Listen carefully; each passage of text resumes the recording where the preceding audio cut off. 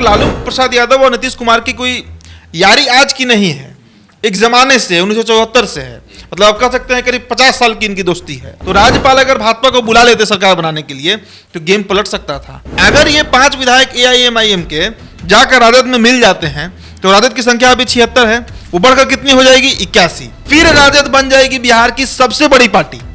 और इसके बाद अगर तेजस्वी यादव से नीतीश कुमार का डील फाइनल होता है, राज्यपाल का विशेषाधिकार होता है। राज्यपाल अगर चाहेंगे तो इस्तीफा लेने के बाद यह भी कह सकते हैं कि भाई मैंडेट जनता जो है वो भाजपा प्लस जेडीयू को दिया है। तो राष्ट्रपति शासन लगने की प्रबल चांसेस बन जाएंगे राष्ट्रपति के चुनाव के बाद, यानी जुलाई के महीने के बाद। पिछले कुछ दिनों से बिहार की सियासी गलियारों में इस बात को लेकर चर्चा है कि AIMIM के जो विधायक हैं वो RJD पार्टी में शामिल हो सकते हैं। क्यों हो सकते हैं इसका जिक्र किया था, लेकिन अब सवाल ये उठ रहा है, इस तरह की चर्चा है कि इसके पीछे का सूत्रधार कौन है। और ये कहा जा रहा है कि इसके पीछे एक बहुत बड़ा कोई सियासी कलाकार है। कौन है इसके पीछे का मेन सूत्रधार जो चाहता है कि ओवैसी पार्टी के विधायक RJD में चले हैं?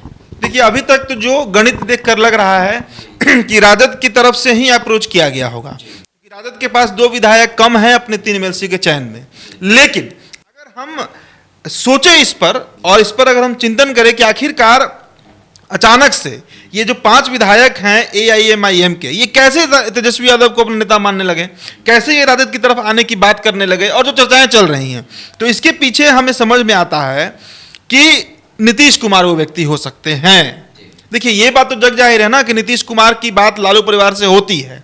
इफ्तार पार्टी में हमने देखा किस तरह का संबंध है, पूर्व में भी हमने कई बार देखा है। और लालू प्रसाद यादव और नीतीश कुमार की कोई यारी आज की नहीं है, एक जमाने से 1974 से है। मतलब आप कह सकते हैं करीब 50 साल की इनकी दोस्ती है, अगर देखा जाए तो 48 साल तो पक्का हो रहा है। तो ऐसी स्थिति में इसलिए नीतीश कुमार हो सकते हैं क्योंकि आपको याद होगा कि जब RCP का प्रकरण चल रहा था और उसके पूर्व ये खबरें थी कि जिस दिन लालू प्रसाद यादव के यहाँ रेड पड़ा था, 10 ठिकानों पर उनका जो रेड पड़ा था, उसके बाद ये खबरें थी, लगातार हम चला रहे थे और तमाम मीडिया हाउस ऐसी खबर चला रही थी कि नीतीश कुमार इस्तीफा दे सकते हैं, नीतीश कुमार इस्तीफा दे सकते हैं। हाई लेवल की मीटिंग बुलाई गई है, हाई लेवल की मीटिंग बुलाई गई है, गठबंधन तोड़कर फिर से महागठबंधन में एंट्री मार सकते हैं एनडीए गठबंधन से, ये चर्चाएं चल रही थी।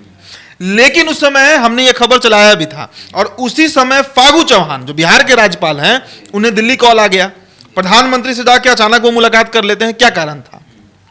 भाई नीतीश कुमार इस्तीफा किसको देंगे? फागू चौहान को देंगे, अगर देना होगा तो गठबंधन बदलना होगा तो भी उन्हें फागू चौहान के पास जाना होगा। ये संवैधानिक प्रक्रिया है, ये नियम है जिसके तहत उनको चलकर ही पार्टी बदल सकते हैं। अब ऐसी स्थिति में अगर फागू चौहान को वो इस्तीफा सौंप देते हैं और फागू चौहान का ये विवेकाधिकार होता है, कोई भी राज्यपाल होगा जो उसका विवेकाधिकार होता है कि वो अपने विवेक के अनुसार ही फैसला लेगा।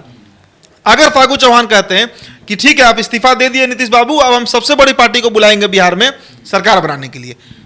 सबसे बड़ी पार्टी कौन है? अभी भाजपा है, 77 विधायक हैं, 74 थे इनके पास और 3 मुख्य सैनिक के जाके इनकी पार्टी ज्वाइन कर लिए, 77 विधायक हो गए। राजद थी सबसे बड़ी पार्टी, लेकिन बोचहा चुनाव के ठीक पहले वो दूसरे नंबर की पार्टी बन गई।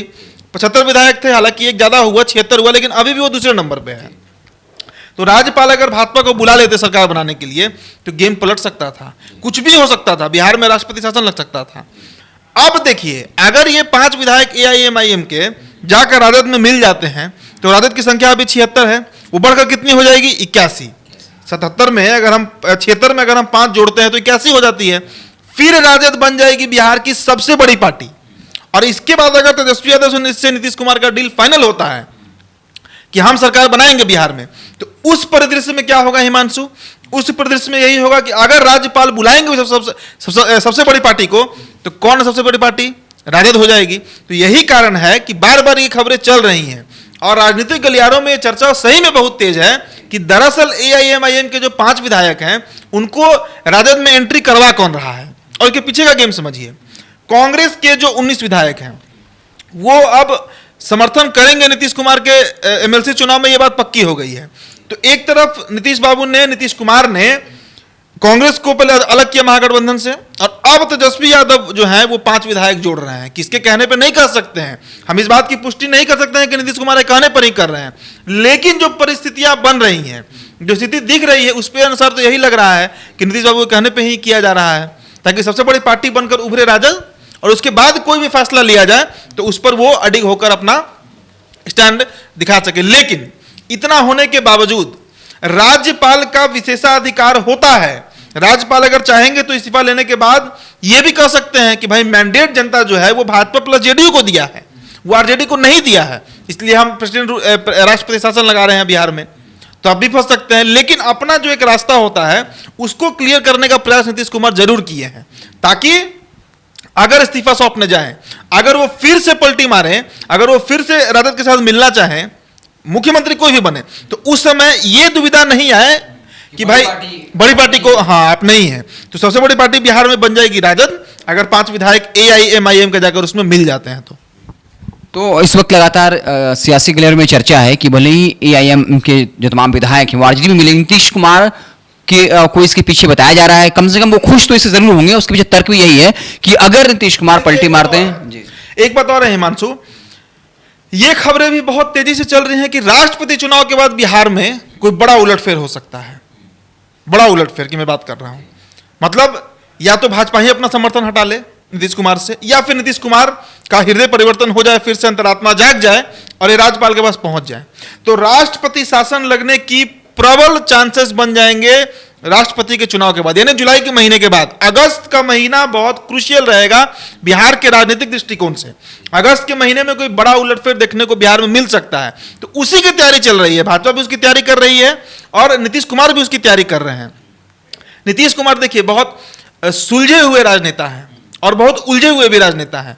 इनको समझ पाना, जितने सीधे ये दिखते हैं उतने सीधे हैं। उलझे हुए खुद के लिए, उलझे हुए दूसरों के लिए, सामने वालों के लिए हैं। इनके बारे में सटीक विश्लेषण कोई नहीं कर सकता है, सिर्फ नीतीश कुमार ही अपने बारे में बता सकते हैं कि देखिए आरसीपी सिंह का प्रकरण, अब देखिए क्या हुआ बिहार में। पहले राज्यसभा का पत्ता काटा, अब बंगला भी चला गया। आपको लगता है कि अशोक चौधरी इनको बंगला खाली करवाए हैं? चिट्ठी आया है भवन निर्माण विभाग से ही, लेकिन इसके पीछे कौन है? पूरा बिहार जान रहा है कि नीतीश कुमार है। तो उसी दृष्टिकोण से आज बकायदा प्रदेश अध्यक्ष ने, जेडीयू प्रदेश अध्यक्ष उमेश कुशवाहा ने पत्र लिख करके आरसीपी सिंह समर्थकों को हिदायत दी है कि कुछ भी उल्लू लिखिएगा तो आपको पार्टी से बर्खास्त किया जाएगा। मतलब क्या है कि सिर्फ और सिर्फ नीतीश कुमार की ही चलनी है पार्टी में। खैर वो एक अलग विषय है, हम AIMIM के विधायकों पर बात कर रहे हैं, तो इसके भी सूत्रधार कहीं ना कहीं नीतीश कुमार हो सकते हैं कि AIMIM के जो 5 विधायक हैं वो राजद में अगर जाकर मिलते हैं तो इसके पीछे का पूरा जो व्यू रचना है, जो पूरा गेम प्लान है, वो नीतीश कुमार सेट किए हों। चलिए, आपको हमारी बातचीत कैसी लगी कमेंट बॉक्स में जरूर बताइएगा। बहुत बहुत धन्यवाद।